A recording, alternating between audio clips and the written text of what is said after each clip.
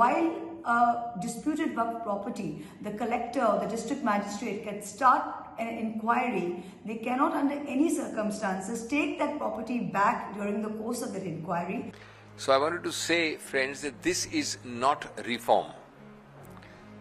It is retaliation in the guise of reform. It is retaliation meticulously scripted, strategically timed, and constitutionally questionable. As you know very well that during the deliberations of the Joint Working Committee, I have given a Dyson report opposing all the amendments that were proposed by the government.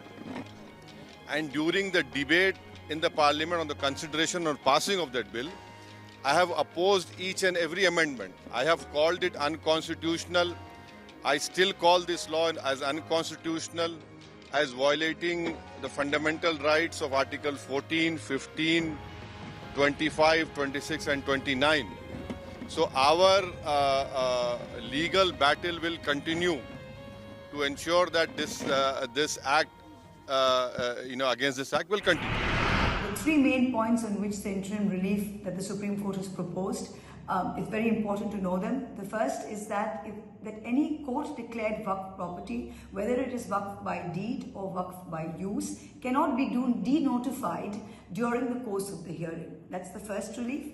The second relief is that while disputed waqf property, the collector or the district magistrate can start an inquiry, they cannot under any circumstances take that property back during the course of that inquiry. So these proceedings in effect will not be put into effect. So the danger or the uncertainty that any disputed waqf property will go into the government's hands while the property's ownership is being decided by the collector, today's stance will be stayed.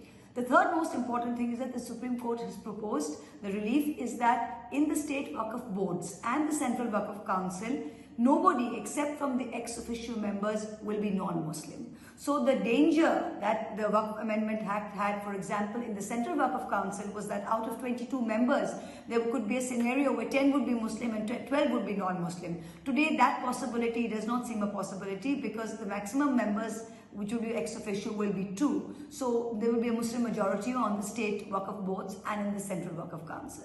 So these three measures of interim relief that the Supreme Court has proposed are definitely extremely reassuring. The Waqf Amendment Act is not an exercise in efficiency as it pretends to be. It is an exercise in erasure. Behind the bland language of governance lies the bold ambition of control.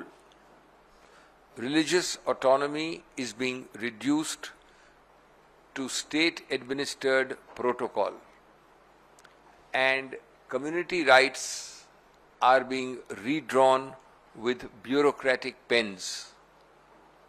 Let us be clear, this is not about improving institutions, this is about infiltrating them, controlling them, and closing them.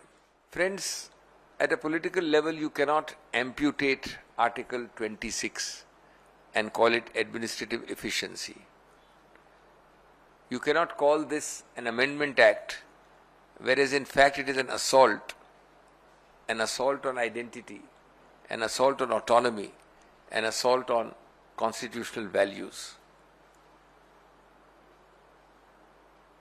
A board with a token Muslim representation is another form of appropriation. It's not about minorities called Muslims. It's about a messaging. It's about a message that minority institutions are fair game for state takeover. ये वक्फ amendment act आया है, इसमें वक्फ by user की जो provision नई लाई गई है, ये किसी न किसी तरह जो 1991 का प्लेसेस ऑफ वर्शिप एक्ट है, उसकी जो प्रावधान है, उसको डाइल्यूट करने की कोशिश की गई है, नंबर 1।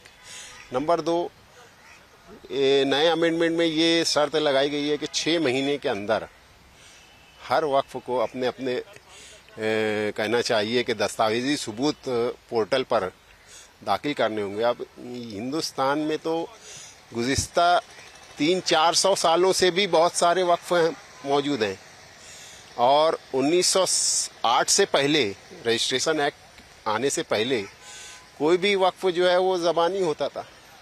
ज़्यादा से ज़्यादा कुछ तहरीरें, सादी तहरीरें रहती थी, जिसे आज पोर्टल पर अमेंडमेंट के मुताबिक कबूल किया जाएगा नहीं किया जाएगा उसका कोई खुलासा नहीं किया गया है। और बहुत सारे वक्फ के तो कागजात ही नहीं है, लेकिन वो वक्फ हैं, इस्तेमाल हो रही है जगह वक्फ के लिए। तो इस तरह का जो अमेंडमेंट किया गया है ये सही नहीं है और जो अमेंडमेंट का प्रोसेस है वो भी गैर दस्तूरी हुआ है। अनकॉन्स्टिट्यूशनली ये अमेंडमेंट लादा गया है आवाम के ऊपर। इस वास्ते हम लोगों ने इनफरादी तौर पर भी याचिका दाखिल की है। आज हिंदुस्तान में अदालतें ही ऐसी जगह हैं जहां पर इंसाफ की उम्मीद की जा सकती है और हमें पूरी उम्मीद है कि सुप्रीम कोर्ट ऑफ इंडिया इस मामले में इंसाफ करेगी और इंसाफ से काम लेगी। हमारी मांग ये है कि जो ये एक्ट आया है, जो पहले बिल की शक्ल में आया फिर कानून बन गया, वो कानून खत्म किया जाए। अभी सरे-दस्त तो हम लोग स्टे ऑर्डर चाहिए, हमको उसको रोक चाहिए हमको, और बाद में ऑर्डर में हमको वो कानून हमेशा के लिए खत्म कर दिया जाए। ये हमारी मांग है। मुख्य बिंदु यही है कि ये जो काम हो रहा है गैर कानूनी काम हो रहा है। ये वक्फ हमारी संस्था है, हमारा बच्चा है। वो ठीक है, हमारे बच्चे के अंदर कुछ बिगाड़ है तो उसको हम सुधार लेंगे, आप मत सुधारो।